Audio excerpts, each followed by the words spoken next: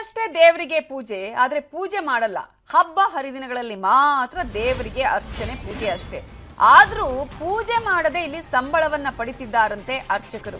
ಎಲ್ಲಿ ಅನ್ನೋದನ್ನ ನಾವು ಹೇಳ್ತಾ ಹೋಗ್ತೀವಿ ನೋಡಿ. ಒಂದ್ ಕಡೆ ದೇವರಿಗೆ ಪೂಜೆ ಮಾಡಲ್ಲ, ಪೂಜೆ ಪುನಸ್ಕಾರಗಳು ಇಲ್ಲ, ಆದ್ರೆ ದೇವರ ಹೆಸರು ಇವರು ಸಂಬಳವನ್ನ ಪಡ್ಕೊಳ್ತಾ ಇದ್ದಾರೆ. ಕೋಲಾರದ ಮುಳಬಾಗಿಲು ತಾಲೂಕಿನಲ್ಲಿ ಈ ರೀತಿಯಾದಂತಹ ಗೋಲ್ಮಾಲ್ ನಡೀತಾ ಇದೆ. ತಾಲೂಕಿನಲ್ಲಿ ಪಾಳು ಬಿದ್ದಿವೆ ಅಂತೆ ಹಲವಾರು ದೇವಸ್ಥಾನಗಳು.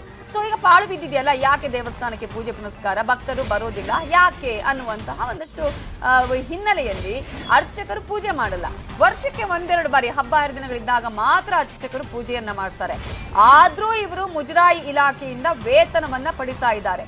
ವರ್ಷಕ್ಕೆ 60,000 ರೂಪಾಯಿ ಸಂಬಳವನ್ನ ಪಡಿತಿದ್ದಾರಂತೆ ಅರ್ಚಕರು. ನ್ಯೂಸ್ 18 ಕನ್ನಡದ ರಿಯಾಲಿಟಿ ಚೆಕ್ ನಲ್ಲಿ ದೇಗುಲಗಳ ಪೂಜೆಯ ಅಸಲೆಯತ್ತು ಬಹಿರಂಗ ಆಗಿದೆ. ಲೆಕ್ಕಾಧಿಕಾರಿಗಳು ಅಂದ್ರೆ ಗ್ರಾಮದ ಲೆಕ್ಕಾಧಿಕಾರಿಗಳು ಕೊಟ್ಟ ವರದಿಯ ಮೇಲೆ ಏನು ಖರ್ಚು ಮಾಡದೆ ಅವ್ರ ಅಡುಗೆ ಮನೆಯಿಂದನೇ ಹೋಮ್ ಬೇಕರಿ ಬಿಸ್ನೆಸ್ ಶುರು ಮಾಡಿ ತಿಂಗಳಿಗೆ 40,000 ಸಂಪಾದನೆ ಮಾಡ್ತಾರೆ. ನೀವು ಮಾಡ್ಬೇಕಾ? ಫ್ರೀಡಮ್ ಆಪ್ ಅನ್ನ ಈಗಲೇ ಡೌನ್ಲೋಡ್ ಮಾಡಿ. ವೇತನವನ್ನ ಕೊಡ್ತಾ ಇದ್ದೇವೆ ಅಂತ ಹೇಳ್ತಿದ್ದಾರೆ ಮುಜರಾಯಿ ಇಲಾಖೆಯ ಅಧಿಕಾರಿಗಳು. ಹಾಗಾದ್ರೆ ಇದರಲ್ಲಿ ಯಾರ್ಯಾರು ಶಾಮೀಲಾಗಿದ್ದಾರೆ ಅನ್ನೋದನ್ನ ನಾವಿಲ್ಲಿ ಯೋಚನೆ ಮಾಡ್ಬೋದು. ಅವರಲ್ಲಿ ಹೋಗಿ ನೋಡಿದಾರ, ಪೂಜೆ ಪುನಸ್ಕಾರಗಳು ನಡೀತಾ ಇದೆಯಾ, ದೇವಸ್ಥಾನಗಳ ಸ್ಥಿತಿ ಹೇಗಿದೆ, ಅದ್ಯಾವುದು ಕೂಡ ಗಮನಕ್ಕೆ ಇಲ್ಲ. ಸುಮ್ನೆ ಲೆಕ್ಕ ಕೊಡ್ತಿದ್ದಾರೆ. ಈ ಕಡೆ ಅರ್ಚಕರು ಸಂಬಳವನ್ನ ಪಡಿತಾ ಇದ್ದಾರೆ. ಇದರಲ್ಲಿ ಇವರು ಕೂಡ ಶಾಮೀಲಾಗಿದ್ದಾರ. ಪೂಜೆ ಮಾಡದೆ ಸಂಬಳವನ್ನ ಅರ್ಚಕರು ಪಡಿತಾ ಇದ್ದಾರೆ ಅಂದ್ರೆ 60,000 ರೂಪಾಯಿ, ವರ್ಷಕ್ಕೆ 60,000 ರೂಪಾಯಿಯನ್ನ ಪೂಜೆ ಪುನಸ್ಕಾರ ಮಾಡದೆ ಪಡಿತಾ ಇದ್ದಾರೆ. ಹಾಗಾದ್ರೆ ಇಲ್ಲಿ ಯಾರ್ಯಾರು ಇದರಲ್ಲಿ ಇದ್ದಾರೆ ನೋಡಿ. ಆ ದೇವಸ್ಥಾನಗಳು ಯಾವ ರೀತಿ ಆಗಿದೆ ನೋಡಿ. ಅಲ್ಲಿ ಅದೊಂದು ಪೂಜೆಗೆ ಅಥವಾ ಒಂದು ದೇವಸ್ಥಾನ ಇರುವಂತಹ ಪ್ಲೇಸ್ ಅಂತ ಅನ್ಸುತ್ತಾ. ಮದ್ಯದ ಬಾಟ್ಲಿಗಳಾಗಿರ್ಬೋದು, ಕಸ ಕಡ್ಡಿಗಳಾಗಿರ್ಬೋದು, ಆ ಒಂದು ದೇವಸ್ಥಾನ ಕ್ಲೀನ್ ಕೂಡ ಇಲ್ಲ. ಆ ರೀತಿಯಾದಂತಹ ಸ್ಥಳದಲ್ಲಿ ಇದೆ. ಇಲ್ಲ ಹಾಗಾದ್ರೆ ಹೋಗಿ ಅವರು ಪೂಜೆ ಮಾಡ್ತಾರಾ? ಹೋದ್ರೆ ಅಟ್ಲೀಸ್ಟ್ ಅಲ್ಲಿ ಸ್ವಲ್ಪ ಕ್ಲೀನ್ ಆದ್ರೆ ಇರುತ್ತೆ.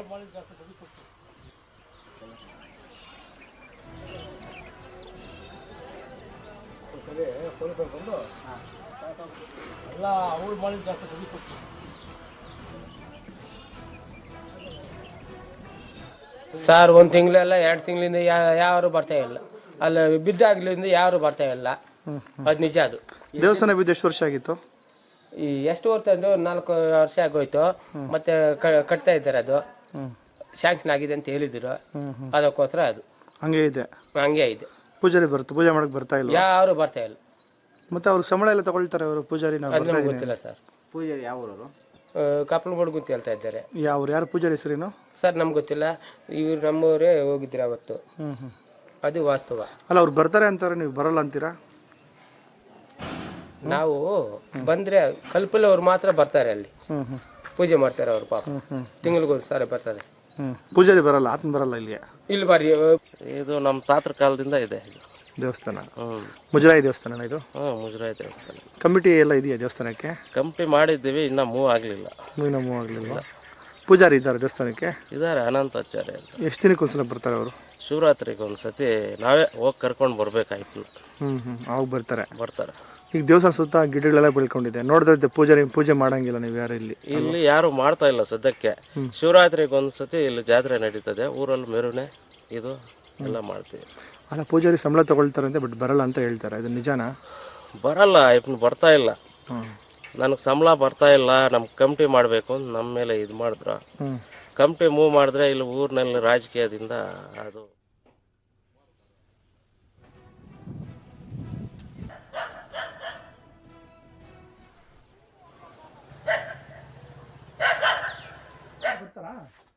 ಪೂಜಾರಿ ಏನು ಸರ್ ಗೊತ್ತಿಲ್ಲ ನನಗೆ. ಬರಲ್ಲ ಈ ಕಡೆ ಏನು ಪೂಜಾರಿ ಬಂದು ಏನು ಮಾಡೋದು? ಏನು ಮಾಡೋದು? ಪೂಜಾರಿ ಬರ್ತಾರಾ? ಅದೇನೋ ಸರ್ ಇವ್ರು ನಂಬರ್ ಕೇಳಬೇಕು. ನಿಮ್ದು ಯಾವ ಊರು? ನಮ್ದು ಈ ಊರೇ. ನೀವು ಪೂಜಾರಿ ನೋಡಿಲ್ವ ಇಲ್ಲೆಲ್ಲ? ಇಲ್ಲೇನಿದೆ ಪೂಜೆ ಮಾಡಕ್ಕೆ? ದೇವ್ರು ಇದೆಯಾ? ಅದೇ ನಾನು ಹೇಳ್ತಾ ಇರೋದು. ಪೂಜಾರಿ ಬಂದು ಏನು ಮಾಡೋದು ಇಲ್ಲಿ? ದೇವಸ್ಥಾನನೇ ಇಲ್ಲ ಇಲ್ಲಿ. ಹೋಗಿ ವರ್ಷಕ್ಕಾದ್ರೂ ಒಂದ್ಸರಿ ಆದ್ರೂ ಪೂಜೆ ಮಾಡ್ತಾರ? ಏನಿಲ್ವಲ್ಲ ಇಲ್ಲಿ? ದೇವ್ರಿಲ್ಲ ಮಾಡ್ತಾರ ಸರ್. ಗಣೇಶನ ಹಬ್ಬಕ್ಕೆ ಮಾಡ್ತಾರ. ಇನ್ನೊಂದು ಒಂದು 3-4 ತಿಂಗಳಿಂದ ಇಲ್ಲಿ ಪೂಜೆ ಮಾಡಲ್ಲ ಅಷ್ಟೇ. ಯಾವಾಗಲೂ ನೈಟು ಲೇಡೀಸ್ ಎಲ್ಲ ಬಂದು ಇಲ್ಲಿ ಭಜನೆ ಮಾಡ್ತಾ ಇದ್ರು. ನಾವು ಕೇಳ್ತಾ ಇದ್ವಿ, ಸರ್ಕಾರದಿಂದ ನೇಮಕ ಮಾಡಿರ್ತಾರಲ್ಲ ಪೂಜಾರಿ, ಆ ಪೂಜಾರಿ ಬರಲ್ಲ. ಆ ಪೂಜಾರಿ ಏನು ನೋಡಿಲ್ಲ. ಇದೆಯಲ್ಲ ದೇವಸ್ಥಾನ? ಇದೆ ಸರ್ ದೇವಸ್ಥಾನ. ಏನ್ ದೇವಸ್ಥಾನ ಇದು? ಇದು ನರಸಿಂಹಸ್ವಾಮಿ, ಬ್ಯಾಟರಾಯನ ಸ್ವಾಮಿ ಅಂತ ಹೇಳೋದು. ಇಲ್ಲಿ ಈ ಊರಲ್ಲಿ ಇರೋದು ನರಸಿಂಹಸ್ವಾಮಿ. ಎಲ್ಲ ಯಾವ ಊರಣ್ಣ ಇದು?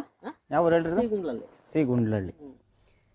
ನೋಡಿ, ಕೆಲವರು ಹೇಳ್ತಾರೆ ಇಲ್ಲಿ ದೇವಸ್ಥಾನ ಇದೆ, ದೇವರಿಗೆ ವರ್ಷಕ್ಕೊಂದ್ಸಲ ಪೂಜೆ ಮಾಡ್ತಾರೆ ಅಂತ. ಇನ್ನೊಂದ್ ಕಡೆಗೆ ಕೆಲವು ಸ್ಥಳ ಹೇಳ್ತಾರೆ ಏನಿದೆ ಇಲ್ಲಿ ಪೂಜೆ ಮಾಡೋದಕ್ಕೆ, ಏನು ಇಲ್ವೇ ಇಲ್ಲ ಅಂತ ಹೇಳಿ. ಸೊ ಹಾಗಾದ್ರೆ ಒಂದ್ ಕಡೆ ದೇವಸ್ಥಾನ ಇದೆಯಾ ಇಲ್ವಾ ಅನ್ನುವಂಥದ್ದೇ ಸ್ಥಳೀಯರಿಗೆ ಅನುಮಾನ ಇದೆ. ಮತ್ತೊಂದ್ ಕಡೆ ದೇವಸ್ಥಾನ ಇದ್ರೂ ಕೂಡ ಪೂಜೆ ಮಾಡೋದಕ್ಕೆ ನೇಮಿಸಿದಂತಹ ಪೂಜಾರಿಗಳು ಬರ್ತಾ ಇಲ್ಲ, ಅರ್ಚಕರು ಬರ್ತಾ ಇಲ್ಲ, ಅರ್ಚಕರನ್ನೇ ನೋಡಿಲ್ಲ ಎಷ್ಟೋ ಮಂದಿ. ಅವ್ರು ಇದಾರ, ಯಾರು ಬರ್ತಾರೆ, ನಾವೇ ಹೋಗಿ ಕರ್ಕೊಂಡು ಬರ್ಬೇಕು ಅನ್ನುವಂಥ ಮಾತನ್ನ ಕೂಡ ಹೇಳ್ತಿದ್ದಾರೆ ಅಲ್ಲಿನ ಸ್ಥಳೀಯರು. ಅರ್ಚಕರು ಇದ್ದಾರೆ ಅಂತ ಅವರು ಸ್ಯಾಲ್ರಿ ತೊಗೊಳ್ತಾ ಇದ್ದಾರೆ, ಕ್ಲೈಮ್ ಆಗ್ತಾ ಇದೆ. ಅದು ಕ್ಲೈಮ್ ಆಗ್ತಾ ಇದ್ದರೆ ಆ ದೇವ್ರು ಬಂದ್ಬಿಟ್ಟು ಅವ್ರಿಗೆ ಕುಷ್ಠರೋಗ ಬರೋ ಥರ ಮಾಡ್ತಾರೆ, ಇಲ್ಲ cancer, heart attack, BP, sugar, brain tumour ಇಂಥ ಕಾಯಿಲೆಗಳು ಬರ್ತವೆ ಅವ್ರಿಗೆ. ಯಾರು ಆ ಮೋಸ ಮಾಡ್ತಾರೋ ಅವ್ರಿಗೆ ಅಂಥ ಕಾಯಿಲೆಗಳು ಬರ್ತವೆ ಅವ್ರಿಗೆ. ಅಂಥದ್ದು ಕಾಯಿಲೆನೂ ಬರುತ್ತೆ. ಪ್ಲಸ್ ಇವತ್ತು ನೀವು ಗಮನಕ್ಕೆ ಕೊಟ್ಟಿದ್ದೀರಲ್ಲ, ನಾನು ಅದನ್ನು ಯಾರು ಮಾತಾಡ್ಬೇಕು ನಾನು ಮಾತಾಡ್ತೀನಿ.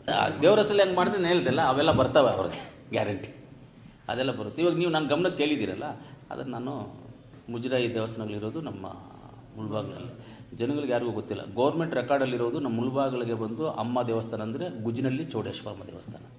ಗೌರ್ಮೆಂಟ್ ರೆಕಾರ್ಡಲ್ಲಿ ಫಸ್ಟಲ್ಲಿರೋ ಹೆಸರದು ಗುಜ್ಜಿನಲ್ಲಿ ಚೌಡೇಶ್ವರಮ್ಮ ದೇವಸ್ಥಾನ.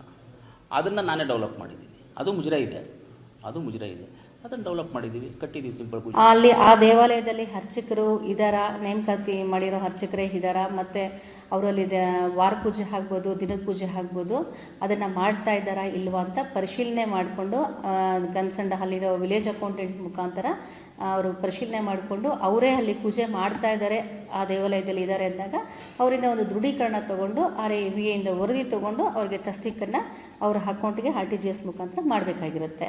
ಈ ಥರ ಈಗೇನು ನೀವು ಗಮನಕ್ಕೆ ತಂದಿದ್ದೀರೋ ಆ ಥರ ಪ್ರಕರಣಗಳು ಇದ್ದಲ್ಲಿ ಅದನ್ನು ನಾನು ಸಂಪೂರ್ಣವಾಗಿ ನಾನೇ ಖುದ್ದು ಸ್ಥಳ ಪರಿಶೀಲನೆ. ನಮ್ಮ ಮುಳಬಾಗಿಲ್ ತಾಲೂಕಲ್ಲಿ ನಮ್ಮ ಪ್ರೊಸೀಜರ್ ಏನಿದೆ ಅಂತಂದರೆ, ನಾವು ತಸ್ತಿಕ್ ಅಂತ ಏನು ಪೂಜಾರಿಗಳಿಗೆ ಕೊಡ್ತೀವಿ, ಅದಕ್ಕೆ ನಾವು ಕಡ್ಡಾಯವಾಗಿ ನಮ್ಮ ವಿಲೇಜ್ ಅಕೌಂಟೆಂಟ್ ಹತ್ರ, ರೆವಿನ್ಯೂ ಇನ್ಸ್ಪೆಕ್ಟರ್ ಹತ್ರ ಮಾಹಿತಿಯನ್ನು ತಗೋತೀವಿ. ಅವರು ಸ್ಥಳ ತನಿಖೆ ಮಾಡಿ ವರದಿಯನ್ನು ಕೊಟ್ಟ ನಂತರ ನಮಗೆ ಬರುತ್ತೆ. ನಾವು ಅವ್ರ ವರದಿ ಏನಿರುತ್ತೆ ಅದ್ರ ಬೇಸಿಸ್ ಮೇಲೆ ನಾವು ಮೇಲಧಿಕಾರಿಗಳಿಗೆ ಕಳಿಸ್ಕೊಡ್ತೀವಿ. ಮತ್ತು ಅವ್ರಿಗೆ ಮುಜರಾಯಿ ಇಲಾಖೆ ಕಡೆಯಿಂದ ತಸ್ತಿಕ್